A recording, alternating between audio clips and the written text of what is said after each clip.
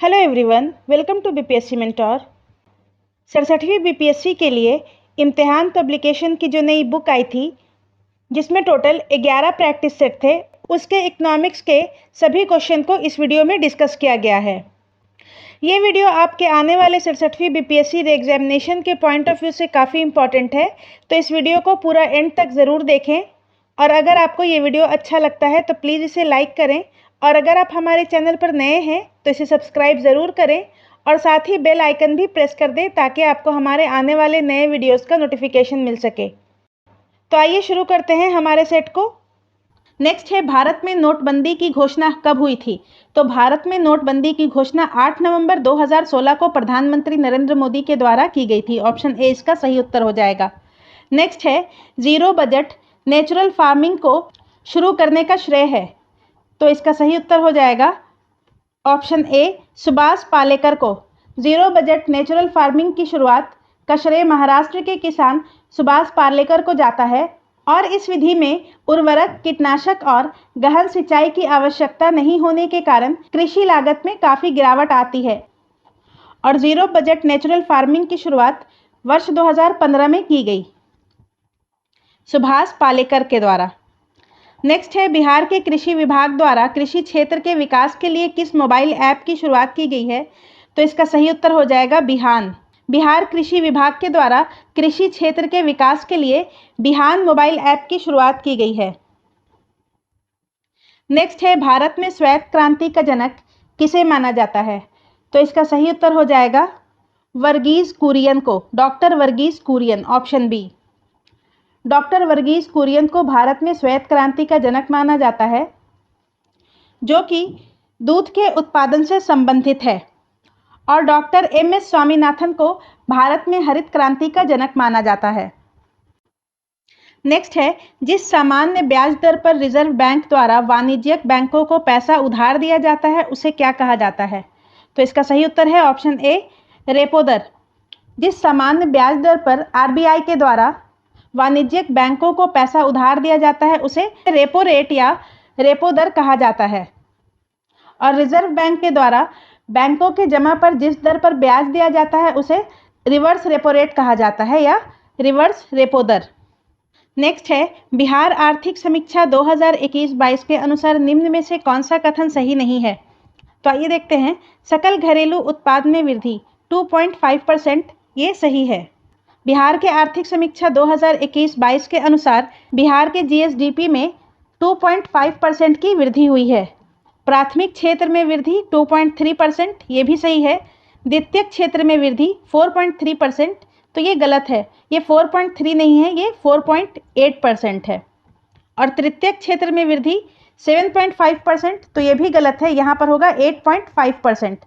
ठीक है, तो सी और डी ये दोनों गलत है, तो ऑप्शन ई इसका सही उत्तर हो जाएगा। उपरोक्त में से एक से अधिक, सी और डी गलत है। नेक्स्ट है, बिहार बजट 2022-23 में शिक्षा पर व्यय हेतु कितनी राशि का प्रावधान किया गया है? तो इसका सही उत्तर हो जाएगा option A 39,191.87 crore. Option A इसका सही उत्तर हो जाएगा। और ये कुल बजट का 16.5% है। ठीक है। नेक्स्ट है, आकस्मिक निधि का प्रावधान संविधान के किस अनुच्छेद में है? तो 267 में है। अनुच्छेद 267 में आकस्मिक निधि का प्रावधान है। नेक्स्ट है, 15वें वित्त आयोग के संदर्भ में कौन सा कथन असत्य है? पहला है आधार और दूसरा है 15वें वित्त आयोग का भारांश प्रतिशत में। तो जनसंख्या 15% है, ये सही है। दूसरा है आय अंतराल 40%, तो ये गलत है, ये 45% है। क्षेत्रफल 15%, तो ये सही है। वन व पारिस्थितिकी 10%, ये भी सही है। जनसांख्यिकी प्रदर्शन 12.5% और कर के लिए प्रयास 2.5%, तो यहाँ पर सही उत्तर हो जाएगा ऑप्शन बी। आय अंतराल 40% नहीं है, वो 45% है। नेक्स्ट है, भारत की सबसे लंबी सिंचाई नहर परियोजना निम्न में से कौन है? तो इसका सही उत्तर हो जाएगा ऑप्शन बी इंदिरा गांधी नहर। इंदिरा गांधी नहर भारत की सबसे लंबी नहर है, जो कि राजस्थान के बाड़मेर, बीकानेर, चूरू, हनुमानगढ़, जैसलमेर, जोधपुर और श्रीगंगानगर से होकर गुजरती है। और यह नहर पंजाब में व्यास एवं सतलज नदी के संगम के निकट हरिके बराज से निकलती है। नेक्स्ट है मूल ह्रास से का तात्पर्य है, तो सकल राष्ट्रीय उत्पाद माइनस निवल राष्ट्रीय उत्पाद। ऑप्शन बी इसका सही उत्तर हो जाएगा। मूल ह्रास जीएनपी और एनएनपी का डिफरेंस होता है। नेक्स्ट है किसी देश की आर्थिक वृद्धि की सर्वाधिक उपयुक्त माप क्या होती है, तो इसका सही उत्तर हो जाएगा सकल घरेलू उत्पाद या GDP, gross domestic products. GDP किसी भी देश की आर्थिक वृद्धि की सर्वाधिक उपयुक्त माप होती है। नेक्स्ट है राष्ट्रीय कृषि व ग्रामीण विकास बैंक नाबार्ड की स्थापना किस समिति की सिफारिश पर की गई थी, तो इसका सही उत्तर हो जाएगा ऑप्शन बी शिवरमन समिति। नाबार्ड की स्थापना 12 जुलाई 1982 को छठी पंचवर्षीय योजना के दौरान शिवरमन समिति की सिफारिश पर की गई थी और नाबार्ड का मुख्यालय मुंबई में है। नेक्स्ट है भारतीय रिजर्व बैंक आरबीआई का वित्तीय वर्ष होता है, तो 1 अप्रैल से 31 मार्च। ऑप्शन बी इसका सही उत्तर हो जाएगा। नेक्स्ट है निम्न में से कौन सम्मिलित है, पहला है इंडिया सिक्योरिटी प्रेस नासिक, ये सही है। सिक्योरिटी प्रिंटिंग प्रेस हैदराबाद, ये भी सही है। Bank note press Dewas Madhya Pradesh, ये भी सही है। और सिक्योरिटी पेपर मिल होशंगाबाद मध्य प्रदेश, ये भी सही है। तो ऑप्शन ई इसका सही उत्तर हो जाएगा उपरोक्त में से एक से अधिक। ये चारों सही सम्मिलित हैं। India security press Nashik, security printing press Hyderabad, bank note press Dewas और सिक्योरिटी पेपर मिल होशंगाबाद। नेक्स्ट है बीएसई सेंसेक्स का आधार वर्ष है। मुंबई स्टॉक एक्सचेंज सेंसेक्स का आधार वर्ष 1978-79 है। ऑप्शन ए इसका सही उत्तर हो जाएगा। नेक्स्ट है प्रच्छन्न बेरोजगारी का अर्थ होता है, तो इसका सही उत्तर हो जाएगा श्रमिक की सीमांत उत्पादकता शून्य। ऑप्शन डी इसका सही उत्तर हो जाएगा। प्रच्छन्न बेरोजगारी का अर्थ होता है छिपी हुई बेरोजगारी। जब किसी कार्य को करने में आवश्यकता से अधिक श्रमिक लगे होते हैं तो इन अतिरिक्त श्रमिकों की सीमांत उत्पादकता शून्य हो जाती है। नेक्स्ट है एनएसडीएल का पूरा नाम क्या है, तो एनएसडीएल का फुल फॉर्म होता है national securities depository limited. Option D इसका सही उत्तर हो जाएगा। नेक्स्ट है बजट 2022-23 के अनुसार राजकोषीय घाटा सकल घरेलू उत्पाद का कितना प्रतिशत अनुमानित है, तो इसका सही उत्तर हो जाएगा ऑप्शन सी 3.47%। बिहार बजट 2022-23 के अनुसार राजकोषीय घाटा जीडीपी का 3.47% अनुमानित है। नेक्स्ट है वित्तीय वर्ष 2022-23 में राज्य का सकल घरेलू उत्पाद कितना अनुमानित है, तो इसका सही उत्तर हो जाएगा 7,45,310 करोड़। ऑप्शन ए इसका सही उत्तर हो जाएगा। नेक्स्ट है भारत सरकार की आर्थिक समीक्षा 2021-22 के अनुसार 2020-21 में भारतीय अर्थव्यवस्था में कितने प्रतिशत की गिरावट दर्ज की गई, तो इसका सही उत्तर हो जाएगा 7.3%। भारत सरकार की आर्थिक समीक्षा 2021-22 के अनुसार 2020-21 में भारतीय अर्थव्यवस्था में 7.3% की गिरावट दर्ज की गई। नेक्स्ट है भारत में अब तक सबसे अधिक बार किस वित्त मंत्री ने बजट पेश किया है, तो सबसे ज्यादा मोरारजी देसाई ने 10 बार बजट पेश किया है। ऑप्शन ए इसका सही उत्तर हो जाएगा। और मोरारजी देसाई 1977 में देश के प्रथम गैर कांग्रेसी प्रधानमंत्री बने थे। नेक्स्ट है किस पंचवर्षीय योजनाओं में मानव विकास को सभी विकास प्रयासों का सार माना गया, तो इसका सही उत्तर हो जाएगा ऑप्शन डी 5वीं पंचवर्षीय योजना। और 5वीं पंचवर्षीय योजना 1974 से 79 तक का था। और दूसरी पंचवर्षीय योजना में औद्योगिक विकास की नीति बनाई गई थी। तीसरी पंचवर्षीय योजना में अर्थव्यवस्था को गतिशील और नागरिक को आत्मनिर्भर बनाना था। और चौथी पंचवर्षीय योजना में आर्थिक विकास एवं आत्मनिर्भरता को प्राथमिकता दी गई थी। नेक्स्ट है बिहार बजट 2022-23 के अनुसार राजकोषीय घाटे को सकल घरेलू उत्पाद के कितना प्रतिशत तक सीमित रखने का लक्ष्य रखा गया है, तो इसका सही उत्तर हो जाएगा ऑप्शन ए 3.5%। बिहार बजट 2022-23 के अनुसार राजकोषीय घाटे को 3.5% तक सीमित रखने का लक्ष्य रखा गया है, जबकि 2022-23 में राजकोषीय घाटा सकल घरेलू उत्पाद का 3.47% है। नेक्स्ट है बिहार बजट 2022-23 के अनुसार 2022-23 में कितनी आर्थिक वृद्धि अनुमानित है, तो इसका सही उत्तर हो जाएगा ऑप्शन बी 9.7%। नेक्स्ट है बिहार बजट 2022-23 के अनुसार 2020-21 में भारत में किस राज्य में सर्वोच्च आर्थिक वृद्धि हुई? तो इसका सही उत्तर हो जाएगा बिहार। बिहार बजट 2022-23 के अनुसार 2020-21 में भारत में बिहार में सर्वोच्च आर्थिक वृद्धि हुई। नेक्स्ट है भारत की आर्थिक समीक्षा 2021-22 किसके निर्देशन में तैयार की गई? तो इसका सही उत्तर हो जाएगा ऑप्शन बी, संजीव सान्याल। आर्थिक समीक्षा 2021-22 को भारत के मुख्य आर्थिक सलाहकार संजीव सान्याल के निर्देशन में तैयार किया गया है और आर्थिक समीक्षा 2021-22 के अनुसार वित्त वर्ष 2022-23 में भारतीय अर्थव्यवस्था 8 से 8.5% की दर से बढ़ेगी और वर्तमान में मुख्य आर्थिक सलाहकार डॉक्टर वी अनंत नागेश्वरन हैं। नेक्स्ट है जब अर्थव्यवस्था में एक साथ मुद्रास्फीति और मुद्रा संकुचन की स्थिति विद्यमान हो तो उसे क्या कहते हैं? तो इसका सही उत्तर हो जाएगा स्क्यूफ्लेशन। जब अर्थव्यवस्था में मुद्रास्फीति और मुद्रा संकुचन की स्थिति एक साथ हो तो उसे स्क्यूफ्लेशन कहते हैं, परंतु जब अर्थव्यवस्था में बेरोजगारी और मुद्रास्फीति का साथ हो तो उसे स्टैगफ्लेशन कहते हैं। नेक्स्ट है निम्न में से कौन सम्मिलित नहीं है? 1964 भारतीय औद्योगिक विकास बैंक, तो ये सही है। भारतीय औद्योगिक विकास बैंक की स्थापना 1964 में हुई थी। 1982 भारतीय आयात निर्यात बैंक, तो ये भी सही है।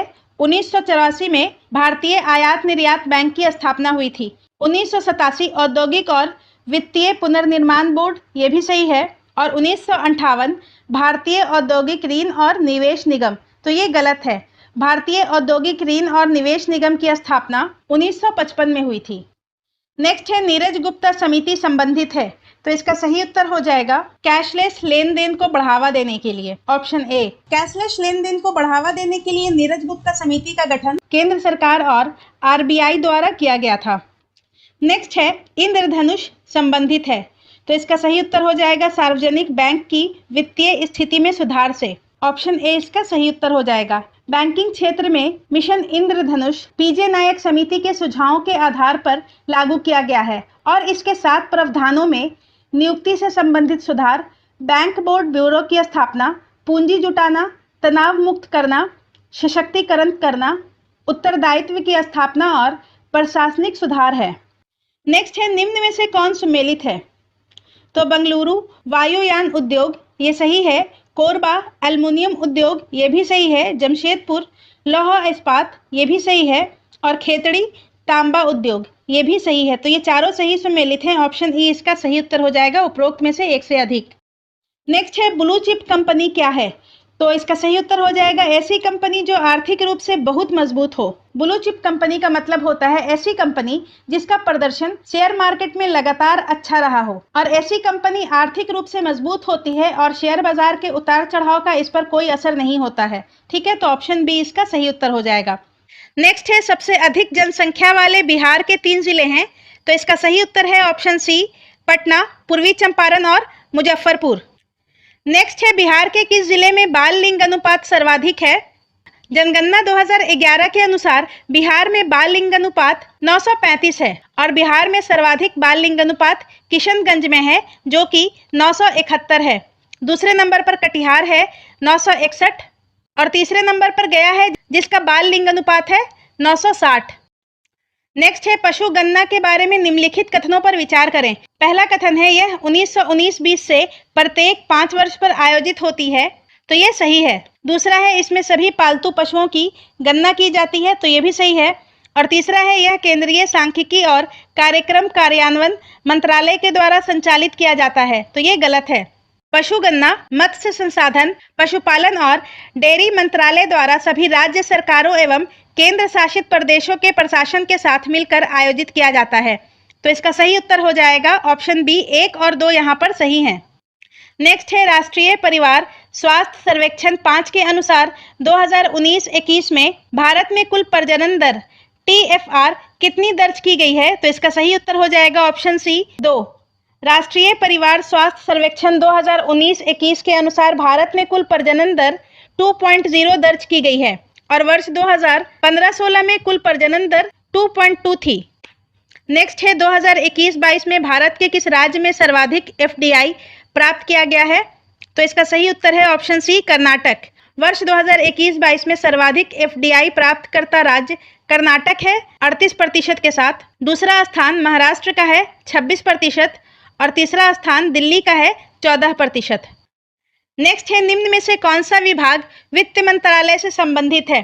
तो वित्त मंत्रालय से व्यय विभाग, सार्वजनिक उद्यम विभाग, आर्थिक मामलों का विभाग और राजस्व विभाग, ये चारों संबंधित है। तो ऑप्शन ई इसका सही उत्तर हो जाएगा, उपरोक्त में से एक से अधिक। नेक्स्ट है, समावेशी समृद्धि का संबंध निम्न में से किस पंचवर्षीय योजना से है? तो इसका सही उत्तर हो जाएगा ऑप्शन ई, उपरोक्त में से कोई नहीं। 11वीं पंचवर्षीय योजना जिसका काल अवधि 2007 से 12 था, समावेशी समृद्धि के विचार पर जोर देती है, जबकि 12वीं पंचवर्षीय योजना का थीम वह समावेशी समृद्धि था। नेक्स्ट है, उद्योग एवं संबंधित समितियों में कौन सम्मिलित नहीं है? तो लघु उद्योग आबिद हुसैन समिति, ये सही है। बैंकिंग सुधार नरसिम्हन समिति, ये भी सही है। चीनी उद्योग महाजन समिति, ये सही है। और वस्त्र नीति सत्यम समिति, ये भी सही है। तो ऑप्शन ई इसका सही उत्तर हो जाएगा, उपरोक्त में से कोई नहीं। ये सभी सही सुमेलित हैं। नेक्स्ट है, सुपर 301 का संबंध किस देश से है?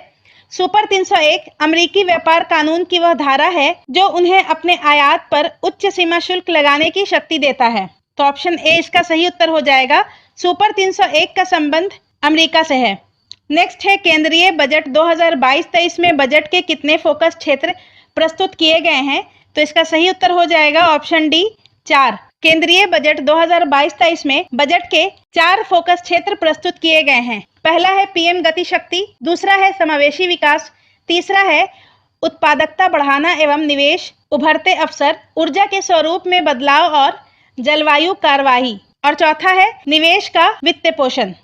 नेक्स्ट है, मुद्रास्फीति के प्रभाव के संबंध में निम्न में से कौन असत्य है? इसका सही उत्तर हो जाएगा ऑप्शन सी, ऋण देने वालों को लाभ होता है।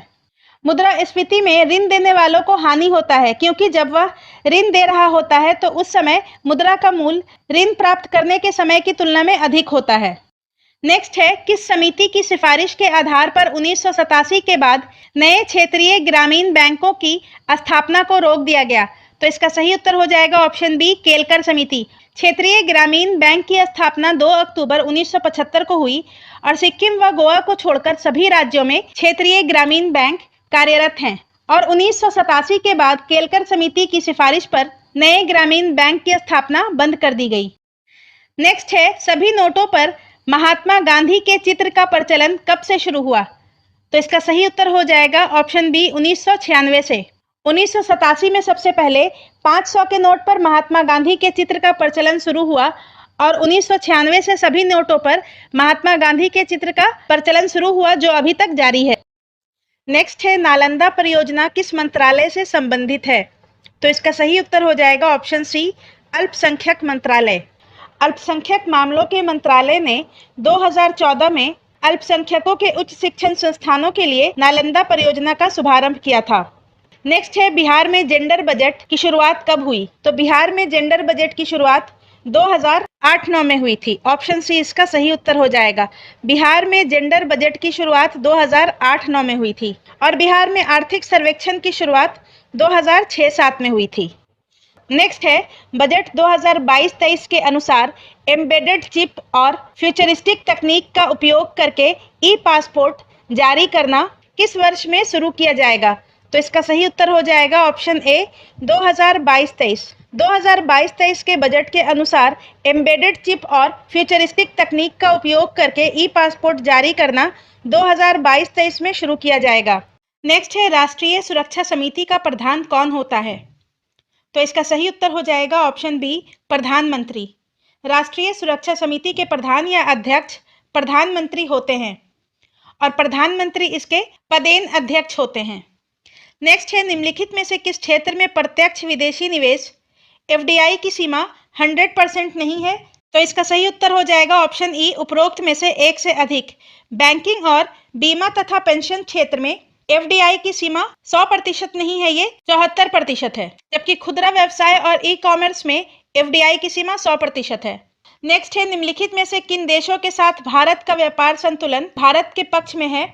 तो इसका सही उत्तर हो जाएगा ऑप्शन बी, अमेरिका के साथ भारत 21.6 बिलियन डॉलर, बांग्लादेश के साथ 7.9 बिलियन अमेरिकी डॉलर और यूके के साथ 2.5 बिलियन अमेरिकी डॉलर व्यापार अधिशेष है, जबकि कतर के साथ 6.5 बिलियन अमेरिकी डॉलर का व्यापार घाटा है। नेक्स्ट है सूची 1 एवं सूची 2 को सही सुमेलित करें। श्वेत क्रांति, इसका संबंध दुग्ध उत्पादन से है।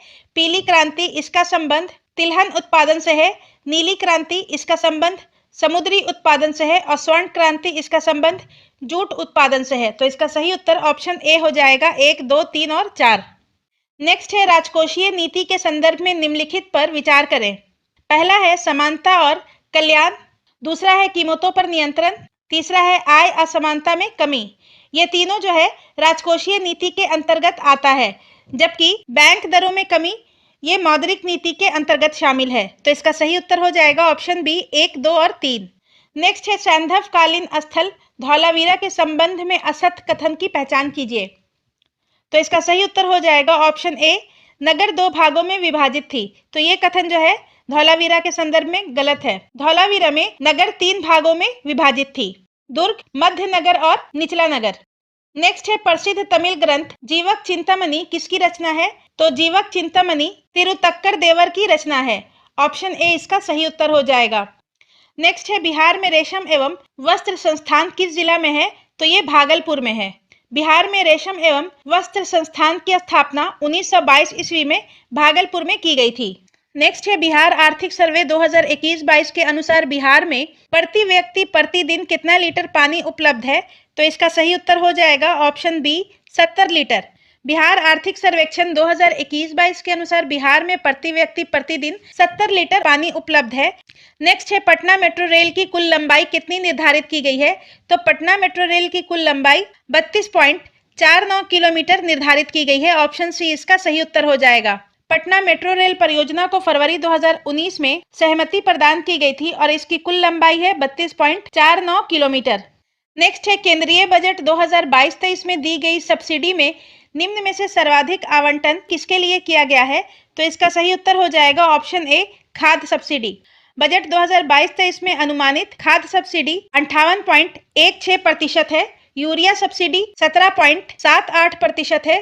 पोषण आधारित सब्सिडी 11.18% है। एलपीजी सब्सिडी 1.63% है। खाद्य सब्सिडी 58.16%, यूरिया सब्सिडी 17.78% और पोषण आधारित सब्सिडी 11.18% और एलपीजी सब्सिडी 1.63% है।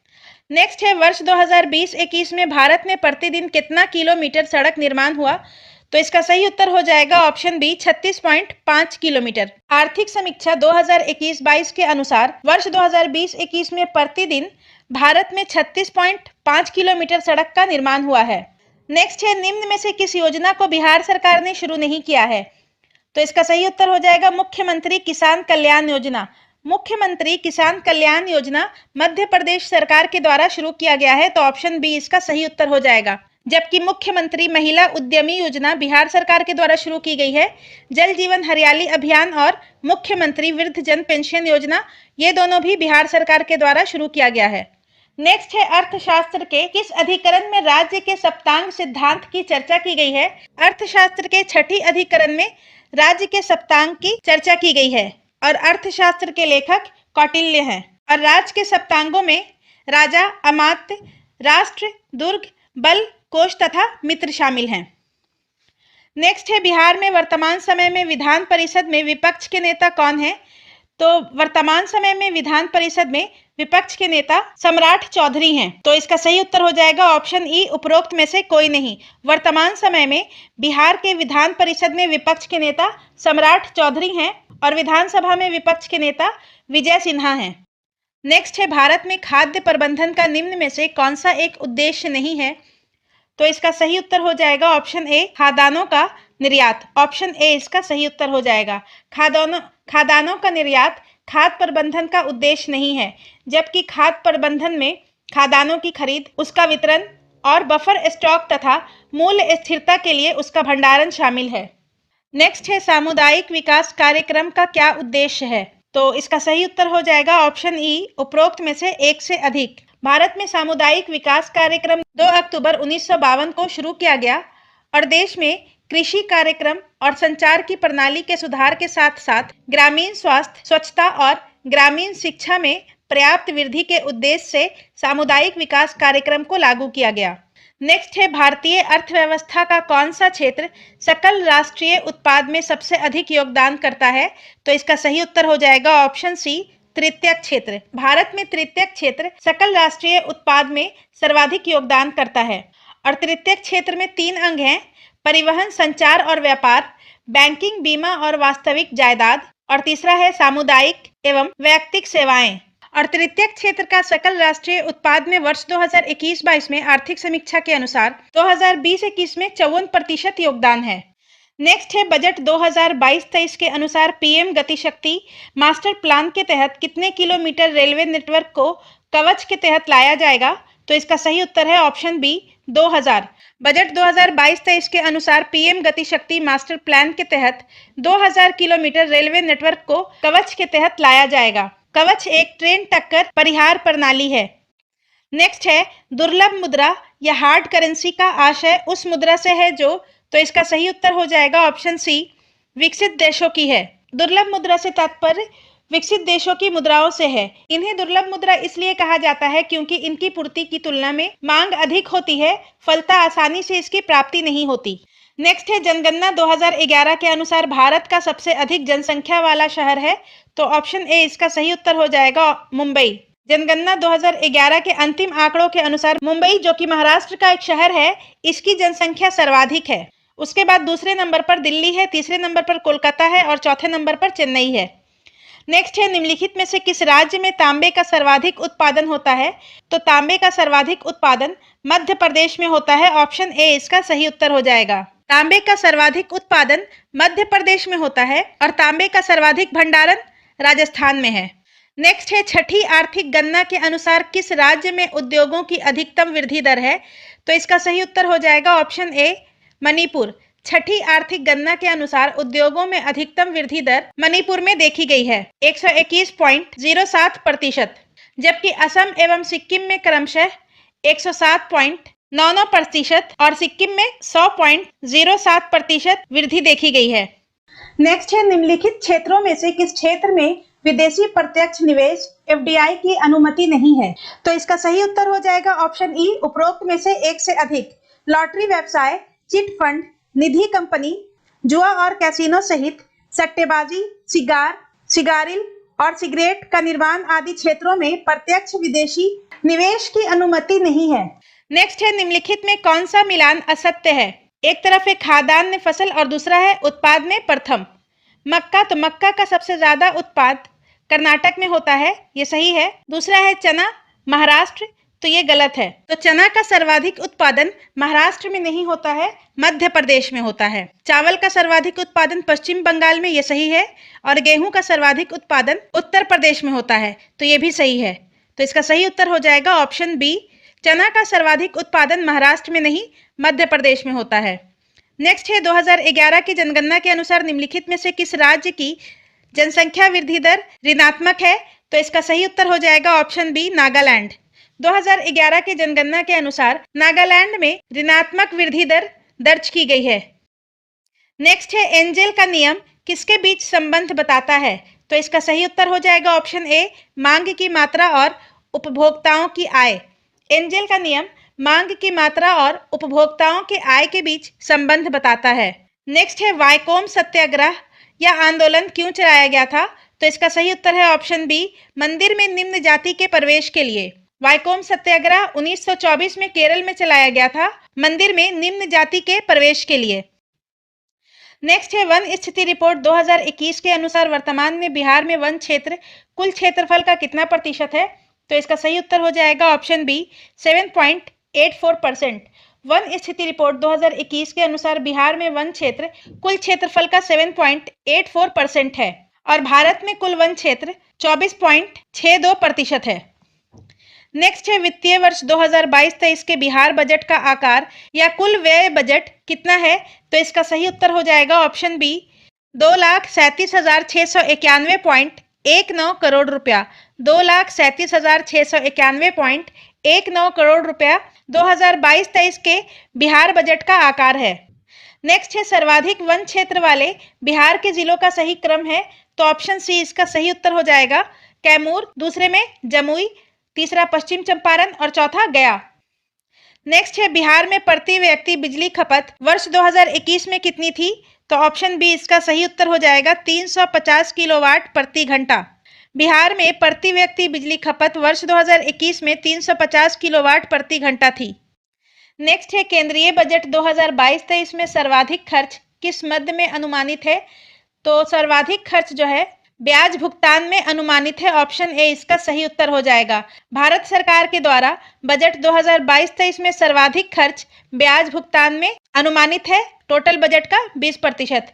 केंद्रीय क्षेत्र स्कीम में 15% खर्च अनुमानित है, रक्षा में 8% और करों व शुल्क में राज्य का हिस्सा 17% अनुमानित है। नेक्स्ट है भारत में पहली बार बैंकों का राष्ट्रीयकरण कब किया गया? तो इसका सही उत्तर है ऑप्शन ए 1969 में।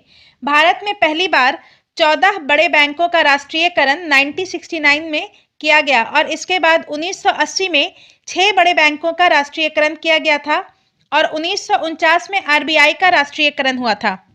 नेक्स्ट है विश्व में स्टार्टअप इकोसिस्टम में भारत किस स्थान पर है? तो ऑप्शन सी इसका सही उत्तर हो जाएगा तृतीय। अमेरिका और चीन के बाद भारत विश्व में तीसरा सबसे बड़ा स्टार्टअप इकोसिस्टम वाला देश बन गया है और आर्थिक सर्वेक्षण 2021-22 के अनुसार भारत में स्टार्टअप की संख्या 14,000 से अधिक हो गई है। नेक्स्ट है निम्नलिखित में से कौन सा मिलान सही नहीं है? पहला है बॉम्बे प्लान। तो बंबई के उद्योगपति के द्वारा 1944 में प्रस्तुत किया गया था और 1944 में ही श्री मन्य नारायण अग्रवाल के द्वारा गांधी योजना प्रस्तुत किया गया था। तो ये गलत है। ऑप्शन बी यहाँ पर सही हो जाएगा। जन योजना 1945 में श्रमिक नेता एम.एन. राय के द्वारा पेश की गई थी और सर्वोदय योजना 1950 में जयप्रकाश नारायण के द्वारा पेश की गई थी। तो गांधीवादी योजना 1942 में नहीं 1944 में पेश की गई थी। नेक्स्ट है निम्नलिखित में से कौन नई आर्थिक नीति का अंग नहीं है? तो इसका सही उत्तर हो जाएगा ऑप्शन डी अनिवार्य लाइसेंसिंग। नई आर्थिक नीति के 3 आयाम थे जिसके तहत 1991 में वैश्वीकरण, निजीकरण और उदारीकरण को अपनाया गया था। इसमें अनिवार्य लाइसेंसिंग प्रणाली को समाप्त करने की बात कही गई थी। नई आर्थिक नीति के जनक तत्कालीन वित्त मंत्री डॉक्टर मनमोहन सिंह थे। नेक्स्ट है रोजगार मापन के लिए मानक व्यक्ति वर्ष को किस पंचवर्षीय योजना में अपनाया गया? तो इसका सही उत्तर हो जाएगा ऑप्शन डी छठी पंचवर्षीय योजना। गरीबी हटाओ का नारा छठी पंचवर्षीय योजना में दिया गया था और इसके अलावा रोजगार मापन के लिए मानक व्यक्ति वर्ष को अपनाया गया था।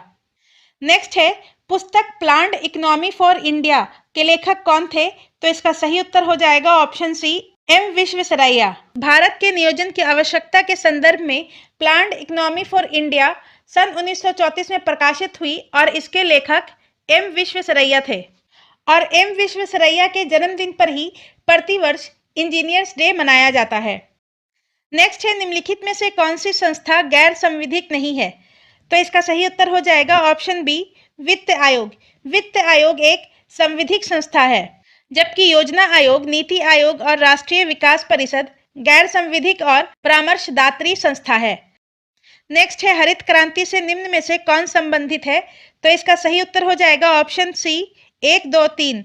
विलियम गॉड, नॉर्मन बोरलॉग और एम.एस. स्वामीनाथन ये तीनों हरित क्रांति से संबंधित थे। नेक्स्ट है बेसल मानक का संबंध किससे है? तो बेसल मानक का संबंध बैंकिंग से है। ऑप्शन ए इसका सही उत्तर हो जाएगा। स्विट्जरलैंड का एक शहर बेसल जहां बैंकिंग व वित्तीय संस्थाओं को अंतर्राष्ट्रीय स्वरूप देने के संबंध में मानक निर्धारित करने के लिए 1979 में बेसल समिति का गठन किया गया था। नेक्स्ट है उपभोक्ता मूल्य सूचकांक शहरी के लिए देश के कितने शहरों या कस्बों से आंकड़े एकत्र किए जाते हैं? तो इसका सही उत्तर हो जाएगा ऑप्शन डी 310। हर महीने देश के 310 शहरों या कस्बों से विभिन्न उपभोक्ता मदों के लिए 1078 बीजकों के लिए आंकड़े एकत्र किए जाते हैं। नेक्स्ट है भारत में 20 सूत्री कार्यक्रम को किस वर्ष से शुरू किया गया था? तो इसका सही उत्तर हो जाएगा ऑप्शन ए 1975।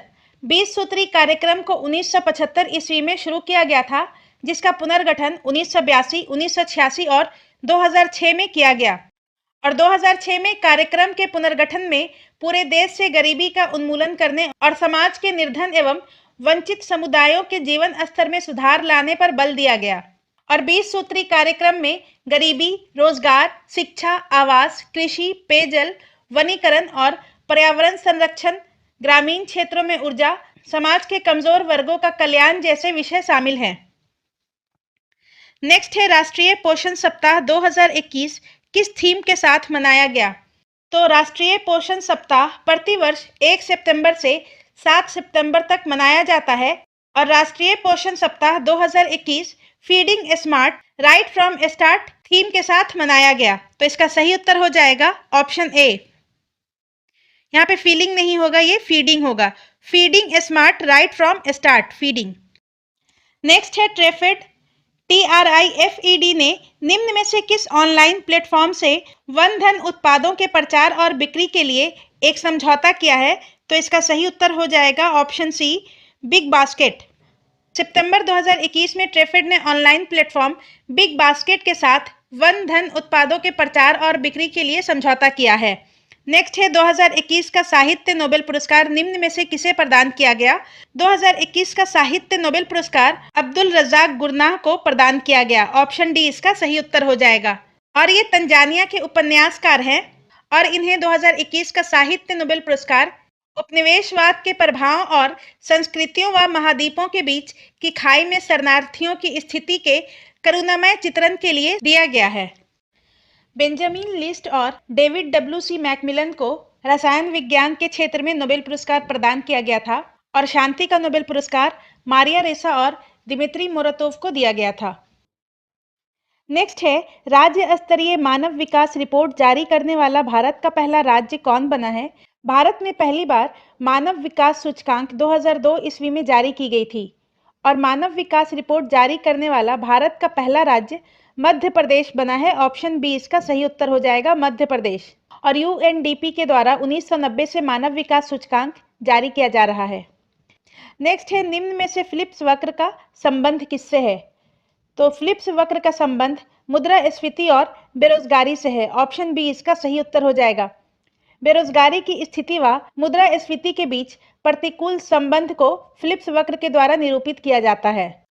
नेक्स्ट है ब्रेंट सूचकांक का संबंध है। ऑप्शन ई उपरोक्त में से कोई नहीं। ब्रेंट सूचकांक कच्चे तेल की कीमतों से संबंधित है। नेक्स्ट है भारतीय कृषि के संबंध में निम्न में से कौन सा कथन असत्य है? पहला कथन है भारत में विश्व का सर्वाधिक चीनी का उत्पादन होता है। तो ये सही है, भारत में विश्व का सर्वाधिक चीनी का उत्पादन होता है। दूसरा कथन है भारत में चीनी का मूल्य SAP केंद्र सरकार के द्वारा जारी किया जाता है। ये गलत है, भारत में चीनी का मूल्य SAP स्टेट एडवाइस प्राइस राज्य सरकार के द्वारा जारी किया जाता है। तीसरा है भारत में धान की फसल सर्वाधिक उगाई जाती है। तो ये भी सही है और HYV कार्यक्रम 1966-67 में चलाया गया। तो ये भी सही है। तो इसका सही उत्तर हो जाएगा ऑप्शन बी, भारत में चीनी का मूल्य केंद्र सरकार के द्वारा नहीं, राज्य सरकार के द्वारा तय किया जाता है। नेक्स्ट है तेंदुलकर समिति के द्वारा वर्ष 2011-12 में भारत में गरीबी की मात्रा कितनी आकलित की गई थी? तो इसका सही उत्तर है ऑप्शन ए 21.9%। तेंदुलकर समिति के अनुसार 2011-12 में भारत में 21.9% लोग गरीबी रेखा के नीचे जीवन यापन कर रहे हैं। और तेंदुलकर समिति की रिपोर्ट में शहरी क्षेत्र में रह रहे परिवारों के संदर्भ में गरीबी रेखा को 1000 रुपया और ग्रामीण परिवारों को 816 रुपया निर्धारित किया गया था। नेक्स्ट है निम्न में से किसके द्वारा दीर्घकालीन कृषि ऋण प्रदान किया जाता है? तो इसका सही उत्तर है भूमि विकास बैंक, ऑप्शन डी। भूमि विकास बैंक की शुरुआत 1919 में हुई थी और ये मुख्यतः दीर्घकालीन ऋण उपलब्ध कराता है। नेक्स्ट है अल्पकालीन सरकारी प्रतिभूति पत्र को क्या कहा जाता है? तो इसका सही उत्तर है option D, treasury bill. Treasury bill की परिपक्वता अवधि मूलतः 364 दिन की होती है और ये अल्पकालिक सरकारी प्रतिभूति है और इसे भारत सरकार के नाम पर RBI के द्वारा जारी किया जाता है। नेक्स्ट है निम्नलिखित को तरलता के घटते क्रम में सजाइए। तो सबसे ज्यादा तरलता करेंसी की होती है, उसके बाद दूसरे नंबर पर बैंक के पास मांग जमा की होती है, तीसरे नंबर पर बैंक के पास बचत जमा की तरलता होती है और बैंकों के पास सावधि जमा की तरलता इन चारों में सबसे कम होती है। तो इसका सही उत्तर है ऑप्शन ए BDAC। सबसे पहले करेंसी की तरलता अधिक होती है, उसके बाद दूसरे नंबर पर बैंक के पास मांग जमा, तीसरे नंबर पर बैंक के पास बचत जमा और चौथे नंबर पर बैंक के पास सावधि जमा। नेक्स्ट है, किसी अर्थव्यवस्था में जीएनपी कैसे प्राप्त किया जाता है? तो इसका सही उत्तर है ऑप्शन ए, जीडीपी में विदेशी आय को जोड़कर। जीएनपी मतलब कि सकल राष्ट्रीय उत्पाद उस आय को कहते हैं जो जीडीपी में विदेशों से होने वाले आय को जोड़कर प्राप्त किया जाता है। नेक्स्ट है, निम्न में से कौन सा रिपोर्ट विश्व बैंक के द्वारा जारी नहीं किया जाता? तो विश्व बैंक के द्वारा वर्ल्ड इन्वेस्टमेंट रिपोर्ट जारी नहीं किया जाता है, ऑप्शन डी इसका सही उत्तर हो जाएगा। वर्ल्ड इन्वेस्टमेंट रिपोर्ट यूएनसीटीएडी के द्वारा जारी किया जाता है, जबकि global economic prospects, ease of doing business और human capital index world bank के द्वारा जारी किया जाता है। नेक्स्ट है, बिहार सरकार कितनी औसत आबादी को ग्राम पंचायतों की स्थापना का आधार मानती है? तो इसका सही उत्तर हो जाएगा ऑप्शन सी, 7,000। बिहार सरकार ने पंचायतों के लिए 7,000 की औसत आबादी का तथा वार्डों के लिए 500 औसत आबादी का आधार माना है। नेक्स्ट है, बिहार में लोकसभा की कितनी सीटें अनुसूचित जाति के लिए आरक्षित है? तो इसका सही उत्तर है ऑप्शन बी, 6। बिहार में लोकसभा की 40 सीटें हैं, जिसमें 6 सीटें सासाराम, गोपालगंज, गया, हाजीपुर, समस्तीपुर एवं जमुई अनुसूचित जाति के लिए आरक्षित हैं। नेक्स्ट है, निम्नलिखित में से कौन बिहार के राज्यपाल थे जो बाद में राष्ट्रपति के लिए भी निर्वाचित हुए? तो इसका सही उत्तर है ऑप्शन सी, जाकिर हुसैन और रामनाथ कोविंद। बिहार के पूर्व राज्यपाल जाकिर हुसैन और रामनाथ कोविंद राष्ट्रपति के पद के लिए भी निर्वाचित किए गए। नेक्स्ट है, जयप्रकाश नारायण की संपूर्ण क्रांति का मुख्य उद्देश्य था? तो इसका सही उत्तर है ऑप्शन सी, सच्चे लोकतंत्र की स्थापना करना। 1974 में जयप्रकाश नारायण ने संपूर्ण क्रांति का नारा दिया, जिसका उद्देश्य सच्चे लोकतंत्र की स्थापना करना तथा आपातकाल का विरोध करना है। नेक्स्ट है, भारत की आर्थिक समीक्षा 2021-22 का मूल विषय क्या था? तो इसका सही उत्तर है ऑप्शन सी, त्वरित दृष्टिकोण। आर्थिक समीक्षा 2021-22 का मूल विषय त्वरित दृष्टिकोण है, जो फीडबैक, वास्तविक निष्कर्षों की तत्काल निगरानी, व्यवहारिक प्रतिक्रियाओं, सुरक्षा संबंधी उपायों आदि पर आधारित है। नेक्स्ट है, केंद्रीय बजट 2022-23 में राजकोषीय घाटा जीडीपी का कितना प्रतिशत अनुमानित है? तो इसका सही उत्तर है ऑप्शन ए, 6.4%। केंद्रीय बजट 2022-23 में राजकोषीय घाटा जीडीपी का 6.4% अनुमानित है। नेक्स्ट है, प्रधानमंत्री जन आरोग्य योजना आयुष्मान भारत को किस वर्ष शुरू किया गया? तो इसका सही उत्तर है ऑप्शन डी, 2018 में। प्रधानमंत्री जन आरोग्य योजना का शुभारंभ 23 सितंबर 2018 को रांची से हुआ और इसका उद्देश्य है गरीब परिवारों के लिए 5 लाख तक का कैश रहित स्वास्थ्य सुविधा निशुल्क उपलब्ध कराना। प्रधानमंत्री जन आरोग्य योजना 23 सितंबर 2018 को रांची से शुरू किया गया था। नेक्स्ट है, भारत ने महालवाड़ी व्यवस्था लागू किया। भारत में महालवाड़ी व्यवस्था हॉल्ट मैकेंजी ने लागू किया था, ऑप्शन बी इसका सही उत्तर हो जाएगा। 1822 में हॉल्ट मैकेंजी ने महालवाड़ी व्यवस्था उत्तर प्रदेश, मध्य प्रांत एवं पंजाब में शुरू किया था। लॉर्ड कॉर्नवालिस का संबंध अस्थायी बंदोबस्त से था और टॉमस मुनरो का संबंध रैयतवाड़ी व्यवस्था से है। नेक्स्ट है, निम्नलिखित में से भारत में योजना अवकाश की अवधि है? तो इसका सही उत्तर हो जाएगा ऑप्शन डी, 1990 से 92 का। भारत में योजना काल में योजना अवकाश की 2 अवधि देखने को मिलती है। पहली बार 1966 से 69 के मध्य और दूसरी बार 1990 से 1992 के मध्य, और इस दौरान पंचवर्षीय योजना के स्थान पर वार्षिक योजनाओं का संचालन किया गया। नेक्स्ट है, भारतीय अर्थव्यवस्था में सर्वप्रथम विमुद्रीकरण किस वर्ष हुआ? तो भारतीय अर्थव्यवस्था में सर्वप्रथम डिमोनेटाइजेशन या विमुद्रीकरण 1946 ईस्वी में हुआ था, ऑप्शन ए इसका सही उत्तर हो जाएगा। सर्वप्रथम डिमोनेटाइजेशन जनवरी 1946 में हुआ, जब 1000 एवं 10,000 के नोट को बंद कर दिया गया था।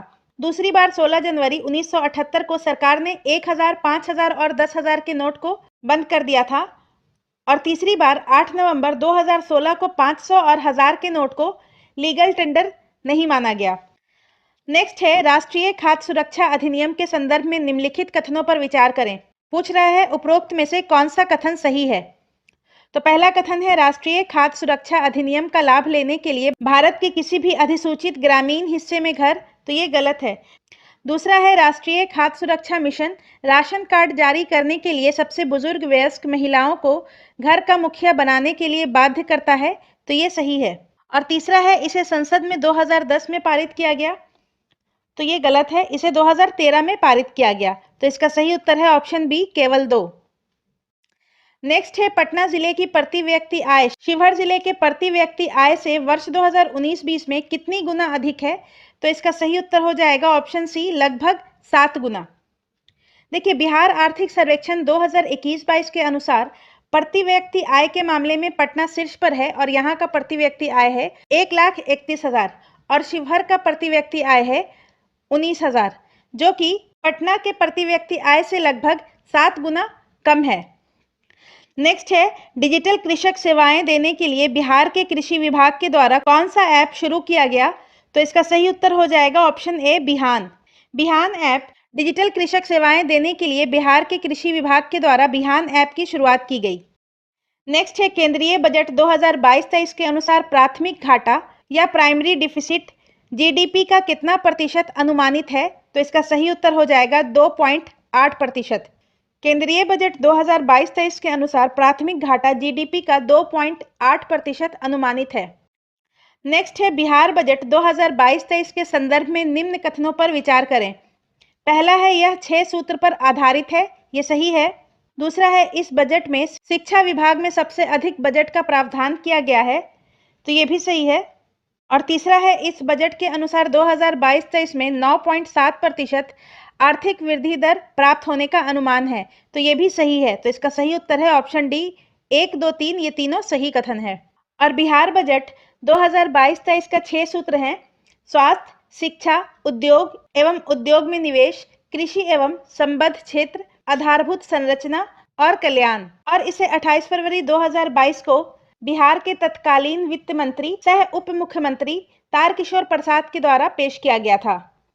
नेक्स्ट है बिहार में बाल बजट निर्माण की प्रक्रिया कब शुरू हुई? तो इसका सही उत्तर हो जाएगा ऑप्शन डी, 2013-14 में। बिहार में बाल बजट निर्माण की प्रक्रिया 2013-14 से शुरू की गई थी और वर्ष 2018-19 में इस पर कुल व्यय सकल राज्य घरेलू उत्पाद का 4% था। नेक्स्ट है देश के हर गांव में कब तक स्वच्छ जल उपलब्ध कराने का लक्ष्य रखा गया है? तो इसका सही उत्तर है ऑप्शन सी, 2024। जल जीवन मिशन हर घर जल के तहत 9,47,74,361 घरों में 2021 तक नल से जल पहुंचाया जा चुका है और देश के हर गांव में 2024 तक स्वच्छ जल उपलब्ध कराने का लक्ष्य है। नेक्स्ट है देश में पहली किसान रेल सेवा का शुभारंभ कब हुआ था? तो देश में पहली किसान रेल सेवा का शुभारंभ 7 अगस्त 2021 को हुआ था। ऑप्शन डी इसका सही उत्तर हो जाएगा। और ये ट्रेन महाराष्ट्र के देवलाली से बिहार के दानापुर के बीच शुरू की गई थी। नेक्स्ट है भारतीय रिजर्व बैंक द्वारा बैंक दर में वृद्धि के फलस्वरूप, तो इसका सही उत्तर हो जाएगा बाजार की तरलता घट जाती है। आरबीआई के द्वारा बैंक दर में वृद्धि के फलस्वरूप बाजार की तरलता घट जाती है क्योंकि लोन महंगे हो जाते हैं। नेक्स्ट है तारापुर समिति संबंधित है, तो इसका सही उत्तर है ऑप्शन बी, पूंजी खाते पर रुपए की पूर्ण परिवर्तनीयता से। ऑप्शन बी इसका सही उत्तर हो जाएगा। आरबीआई ने पूंजी खाते पर रुपए की पूर्ण परिवर्तनीयता विनिमय दर को लागू करने के लिए एक रोड मैप तैयार करने के लिए 20 मार्च 2006 को तारापुर समिति का गठन किया था। नेक्स्ट है निम्नलिखित में से कौन भारत में एक वाणिज्यिक बैंक की संपत्ति में शामिल नहीं है? तो इसका सही उत्तर हो जाएगा ऑप्शन बी, जमा। भारत में एक वाणिज्यिक बैंक की संपत्ति में जमा शामिल नहीं है। नेक्स्ट है बिहार बजट 2022-23 के संदर्भ में निम्नलिखित कथन पर विचार करें। पहला है यह बजट 6 सूत्र पर आधारित है, यह सही है। इस बजट में शिक्षा विभाग में सबसे अधिक बजट का प्रावधान किया गया है, यह भी सही है। इस बजट के अनुसार 2022-23 में 9.7% आर्थिक वृद्धि दर प्राप्त होने का अनुमान है, तो ये भी सही है। तो ऑप्शन डी इसका सही उत्तर हो जाएगा। 1, 2, 3 ये तीनों कथन सही है। नेक्स्ट है केंद्रीय बजट 2022-23 के अनुसार महिला एवं बाल विकास मंत्रालय के द्वारा महिला शक्ति के महत्व को पहचानने हेतु कौन सी योजना नहीं शुरू की गई है? तो इसका सही उत्तर हो जाएगा ऑप्शन ई, उपरोक्त में से कोई नहीं। मिशन शक्ति, मिशन वात्सल्य, सक्षम आंगनवाड़ी और पोषण 2.0 ये सारे केंद्रीय बजट 2022-23 के अनुसार महिला एवं बाल विकास मंत्रालय के द्वारा महिला शक्ति के महत्व को पहचानने हेतु शुरू किया गया है। नेक्स्ट है बिहार आर्थिक समीक्षा 2021-22 के अनुसार 2036 तक बिहार की कार्यशील जनसंख्या 15 से 59 वर्ष कुल जनसंख्या का कितना प्रतिशत होगा? तो इसका सही उत्तर हो जाएगा ऑप्शन बी 61.4%। तो बिहार आर्थिक समीक्षा 2021-22 के अनुसार 2036 तक बिहार की कार्यशील जनसंख्या 61.4% होगा कुल जनसंख्या का। नेक्स्ट है रोलिंग योजना की प्रेरणा कहां से आई? तो इसका सही उत्तर हो जाएगा ऑप्शन डी गुन्नार मिर्डल की किताब एशियन ड्रामा से। ऑप्शन डी इसका सही उत्तर हो जाएगा। 1978 से 1980 के दौरान जनता पार्टी की सरकार के द्वारा चलाई गई रोलिंग योजना पुस्तक एशियन ड्रामा से प्रेरित थी। नेक्स्ट है कौन सा सुमेलित नहीं है? पहला है वाचु समिति प्रत्यक्ष कर, ये सही है। दूसरा है एल के झा समिति अप्रत्यक्ष कर, ये भी सही है। राजा चलैया समिति बैंकिंग सुधार, तो ये गलत है। राजा चलैया समिति कर सुधार से संबंधित है। और भूरेलाल समिति मोटर वाहन करों में वृद्धि, ये सही है। तो इसका सही उत्तर हो जाएगा ऑप्शन सी राजा चलैया समिति बैंकिंग सुधार से नहीं कर सुधार से संबंधित है। नेक्स्ट है केंद्रीय बजट में कितने वर्षों के लिए प्राप्तियां और व्यय का विवरण होता है? तो इसका सही उत्तर हो जाएगा ऑप्शन सी 3 साल। केंद्रीय बजट में 3 साल की प्राप्तियां और व्यय का विवरण होता है। आने वाले वित्तीय वर्ष के लिए बजट का अनुमान, चालू वित्तीय वर्ष के लिए संशोधित अनुमान और पिछले वित्तीय वर्ष की वास्तविक प्राप्तियों का वर्णन होता है। नेक्स्ट है बिहार के पहले वित्त मंत्री कौन थे? तो इसका सही उत्तर हो जाएगा ऑप्शन ए अनुग्रह नारायण सिन्हा। बिहार के पहले वित्त मंत्री अनुग्रह नारायण सिन्हा थे। नेक्स्ट है भारत में शून्य आधारित बजट का प्रारंभ कब हुआ? तो भारत में शून्य आधारित बजट 1987 से 88 के मध्य शुरू हुआ था, जबकि निष्पादन बजट का प्रारंभ 1975-76 से किया गया था। नेक्स्ट है अनवरत योजना का क्रियान्वयन अवधि क्या है? तो इसका सही उत्तर हो जाएगा 78 से 80।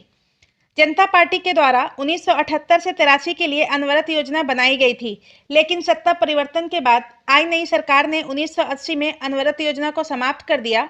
इसलिए अनवरत योजना का क्रियान्वयन अवधि 1978 से 80 के मध्य का है और अनवरत योजना का प्रतिपादन गुन्नार मिर्डल के द्वारा किया गया था। नेक्स्ट है तेंदुलकर समिति के संदर्भ में कौन सा कथन सत्य है? तो इसका सही उत्तर है ऑप्शन ई उपरोक्त में से एक से अधिक। पहला कथन है इस समिति का गठन 2004 में किया गया, ये सही है। ग्रामीण क्षेत्र में 816 रुपया मासिक उपभोग को आधार बनाया गया, ये सही है। और शहरी क्षेत्र में 1000 रुपया मासिक उपभोग को आधार बनाया गया, ये भी सही है। अखिल भारतीय स्तर पर 2011-12 में गरीबी 21.9% आकलित की गई थी, तो ये भी सही है। तो ये चारों कथन सत्य हैं तेंदुलकर समिति के संदर्भ में। नेक्स्ट है गन्ना के लिए दिया जाने वाला FRP उचित और लाभकारी मूल्य किस समिति की संस्तुति पर शुरू किया गया? तो इसका सही उत्तर हो जाएगा ऑप्शन बी रंगराजन समिति। गन्ना के लिए उचित और लाभकारी मूल्य की घोषणा गन्ना उद्योग के पुनर्गठन पर रंगराजन समिति की रिपोर्ट पर आधारित है और केंद्र सरकार के द्वारा FRP की घोषणा की जाती है, जो कृषि लागत और मूल्य आयोग की सिफारिश पर निर्धारित होती है। नेक्स्ट है योजना आयोग के प्रथम उपाध्यक्ष कौन थे? तो इसका सही उत्तर है ऑप्शन सी गुलजारी लाल नंदा। योजना आयोग का गठन 15 मार्च 1950 को किया गया और प्रधानमंत्री योजना आयोग के पदेन अध्यक्ष होते हैं और 1 जनवरी 2015 से योजना आयोग के स्थान पर नीति आयोग का गठन किया गया और योजना आयोग के प्रथम उपाध्यक्ष गुलजारी लाल नंदा थे और वर्तमान में नीति आयोग के उपाध्यक्ष सुमन बेरी हैं और CEO परमेश्वरन अय्यर हैं। नेक्स्ट है हैंडबुक ऑफ एग्रीकल्चर प्रकाशित किया जाता है, तो इसका सही उत्तर हो जाएगा ऑप्शन ए भारतीय कृषि अनुसंधान परिषद के द्वारा। और भारतीय कृषि अनुसंधान परिषद की स्थापना 16 जुलाई 1929 को imperial council of agricultural research के नाम से हुई थी। नेक्स्ट है यदि किसी अर्थव्यवस्था में ब्याज की दर को घटाया जाता है तो इसका सही उत्तर हो जाएगा ऑप्शन सी अर्थव्यवस्था में निवेश व्यय को बढ़ाएगा। अगर किसी अर्थव्यवस्था में ब्याज की दर को घटाया जाता है तो वो अर्थव्यवस्था में निवेश की दर को बढ़ाएगा, क्योंकि ब्याज घटने से ऋण की प्राप्ति के लिए बाजार में उद्यमियों की संख्या बढ़ जाती है। नेक्स्ट है भारतीय अर्थव्यवस्था के संदर्भ में खुला बाजार प्रचालन संबंधित है, तो इसका सही उत्तर हो जाएगा ऑप्शन सी RBI द्वारा सरकारी प्रतिभूतियों के क्रय विक्रय से। खुला बाजार प्रचालन रिजर्व बैंक द्वारा साख नियंत्रण के लिए अपनाई जाने वाली पद्धति है और इसके अंतर्गत आरबीआई द्वारा मुद्रा बाजार में अल्पकालीन तथा दीर्घकालीन सरकारी प्रतिभूतियों का क्रय विक्रय किया जाता है। नेक्स्ट है बॉम्बे स्टॉक एक्सचेंज की स्थापना किसने की थी? तो इसका सही उत्तर हो जाएगा ऑप्शन ए, प्रेमचंद रायचंद ने। बॉम्बे स्टॉक एक्सचेंज की स्थापना 1875 ईस्वी में प्रेमचंद रायचंद ने की थी। नेक्स्ट है वर्ष 2022-23 के बिहार बजट में उद्योग व उद्योग में निवेश की मद में कितनी राशि खर्च की जाएगी? तो इसका सही उत्तर है 1643.74 करोड़ रुपया। नेक्स्ट है बिहार बजट 2022-23 के अनुसार 2020-21 में बिहार में कृषि विकास दर कितनी रही? तो इसका सही उत्तर हो जाएगा ऑप्शन सी 3.7%। बजट 2022-23 के अनुसार 2020-21 में बिहार में कृषि की विकास दर 3.7% रही। नेक्स्ट है बिहार आर्थिक समीक्षा 2021-22 के अनुसार बिहार में फसल सघनता है, तो इसका सही उत्तर हो जाएगा 144%। बिहार आर्थिक समीक्षा 2021-22 के अनुसार बिहार में फसल सघनता 144% है। फसल सघनता सर्वाधिक शिवहर में है और सबसे कम गया में है। तो आज की वीडियो में बस इतना ही। अगर आपको ये वीडियो पसंद आता है तो प्लीज इसे लाइक करें, चैनल को सब्सक्राइब करें और इस वीडियो को अपने दोस्तों में शेयर जरूर करें। धन्यवाद।